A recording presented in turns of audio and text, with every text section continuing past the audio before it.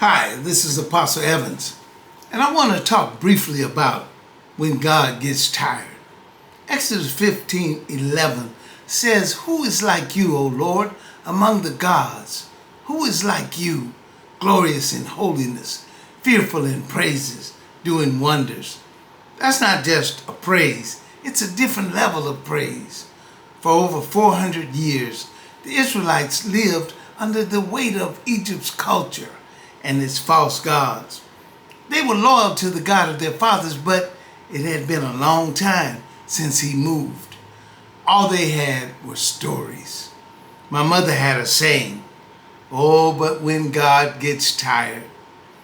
When I bought my first two-story home, my mother said, "God got tired." She meant God had seen my struggle and decided to elevate me. Let me tell you something. I see God getting tired on your behalf. I see him turning the tables and making you the head and not the tail. I don't know if God got tired of seeing his people suffer, but in the fullness of time, he rose up in power. With each plague, God wasn't just punishing Egypt, he was mocking their gods. He was proving to his people that no idol was greater than him. So when they sang, "Who is like you among the gods?" that was a rhetorical question. The answer was clear: no one. Why? Because God had distinguished himself. He was glorious in holiness. He had judged Egypt, and even Pharaoh's son died. Then God did something totally unexpected. God didn't just deliver them, he made Egypt pay them on their way out. The Egyptians gave them gold, silver, jewels, fine clothing, everything they could carry. That wasn't just a blessing, that was divine back pay. God gave them double for their trouble. Billionaires overnight.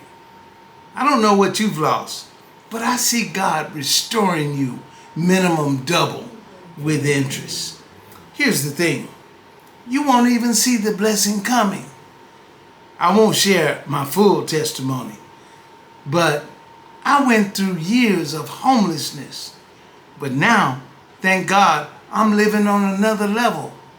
And if you know anything about California, you know you don't live well here unless God does something for you. Amen. Wherever you are, I see God bringing you out. Think about this. After all that, Pharaoh still tried to enslave Israel one more time. Just like a movie plot, the enemy attempts a final attack. Then you have to put them down. God said, "Moses, stretch out your rod." The sea opened. Israel walked through. Pharaoh followed, and God drowned Egypt's army in a glorious triumph.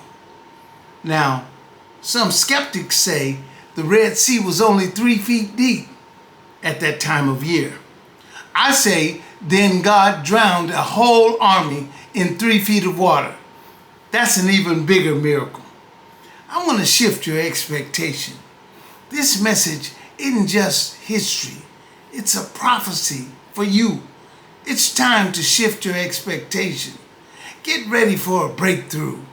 When the Israelites praised God, they said God was fearful in praises. Why? Because when you start praising God, God shows up in power, doing wonders. Don't let fear stop you. Don't let it stop your praise. Praise anyway. Even if you're still going through, give him the sacrifice of praise. I see you praising your way out. Amen. This is how you handle fear. David said, "The Lord is my light and my salvation. Who shall I fear? Though a host encamp against me, my heart shall not fear." What is that? That's confidence. And the key to confidence is controlling your emotions, especially the emotion of fear. Remain calm and don't let emotions overcome you. How? Just say, at what time I am afraid, I will trust in you, Lord. Focus on trusting the Lord with all of your heart. It must be with all of your heart or it won't work. I see you rising up. I see God working for you. If this message has blessed you, subscribe and drop a comment. Right? God is bringing me out. It's a sin when you don't win.